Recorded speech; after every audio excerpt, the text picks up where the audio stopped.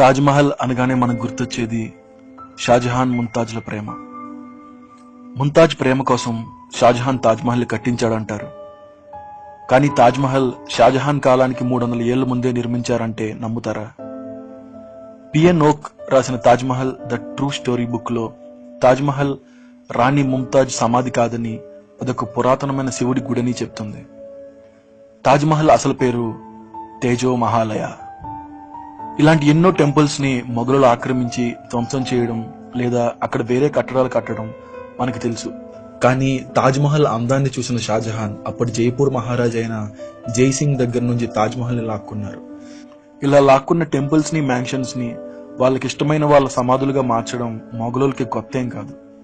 ఓక్ తన ఎంక్వైరీని తాజ్మహల్ కి ఆ పేరు ఎలా వచ్చింది అన్న విషయం దగ్గర నుండి మొదలు పెట్టారు. ఆయనకు 2 విషయాలు అర్థం కాలేదు.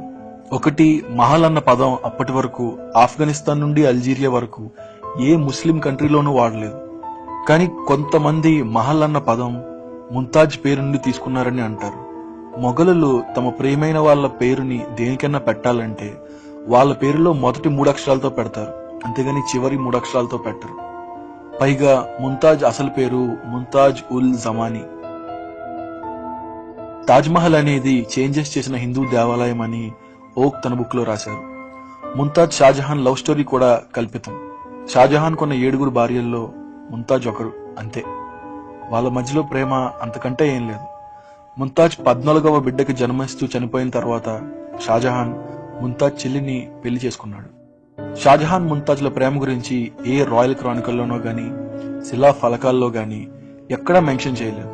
అంతేకాకుండా చాలా డాక్యుమెంట్స్ పరిశీలించిన ఓక్ తాజ్మహల్ షాజహాన్ కాలానికి ముందే నిర్మించారని, దాన్ని రాజ్పుట్స్ పూజించేవారని కనుక్కున్నారు.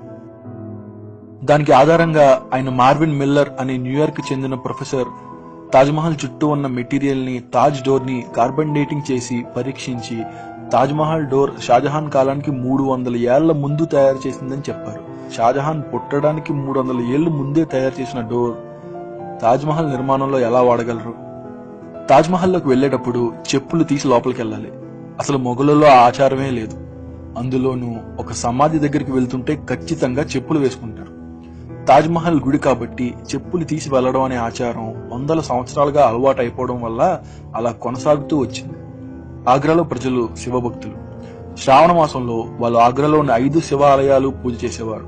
వాళ్ళు ఆ 5 శివరూపాలని దర్శించాకే వాళ్ళు నైట్ భోజనం చేసేవారని శిలాఫలకాల్లో రాసింది. కానీ గత కొన్ని సెంచరీస్ గా వాళ్ళు కేవలం 4 గుళ్ళనే పూజిస్తున్నారు. అవే బాల్కేశ్వర్, పృథ్వీనాథ్, మనకామేశ్వర్, రాజరాజేశ్వర్. వాళ్ళ పూర్వీకులు పూజించిన ఆ 5వ గుడి ఎక్కడుందో వాళ్ళకి తెలియదు. అదే అగ్రేశ్వర్ మహాదేవ్ నాగనాథేశ్వర్, అంటే ఆగ్రా దేవుడు నాగనాథేశ్వరుడు అని. ఇండియా మొత్తంలో 12 జ్యోతిర్లింగాలు ఉన్నాయి. జ్యోతిర్లింగాలు అంటే అవుట్ స్టాండింగ్ శివ టెంపుల్స్. మనకి తెలియని ఇంకో జ్యోతిర్లింగమే తేజో మహాలయ అలియాస్ తాజ్మహల్. తాజ్మహల్ లో ఉండే శివుడే నాగనాథేశ్వర్. తాజ్మహల్ పారాపెట్ మీద Naga symbols or cobra symbols ఉంటాయి. కానీ షాజహాన్ తాజ్మహల్ ని సొంతం చేసుకున్నాక ఈ నాగనాథేశ్వరుడి విశిష్టత ఎవరికీ తెలియకుండా పోయింది. నాగనాథేశ్వరుని తేజ్ లింగ అని కూడా అనేవారు. తాజ్మహల్ పైన మనకి ఒక రకమైన లోహంతో చేసిన పినాకిల్ కనిపిస్తుంది. అది త్రిశూలం ఆకారంలో ఉంటుంది. అయితే చాలా మంది మొఘలులు అది ముస్లింస్ కి సీక్రెట్ సింబల్ గుర్తు అని అంటారు. కానీ వాళ్ళ గుర్తుల్లో అర్ధచంద్రకారంలా ఉండి దాని మీద స్టార్ ఉంటుంది. బట్ ఇది కంప్లీట్ త్రిశూలం లాగే ఉంటుంది. తాజ్మహల్ మీద చాలా ఫ్లవర్ డిజైన్స్ ఉంటాయి. సరిగ్గా అబ్జర్వ్ చేస్తే ఎక్కడైతే ముంతాజ్ సమాధి ఉందో దాని పైన డోమ్ మీద జిల్లేడు పువ్వు ఆకారంలో చేసిన కార్వింగ్స్ కనపడతాయి.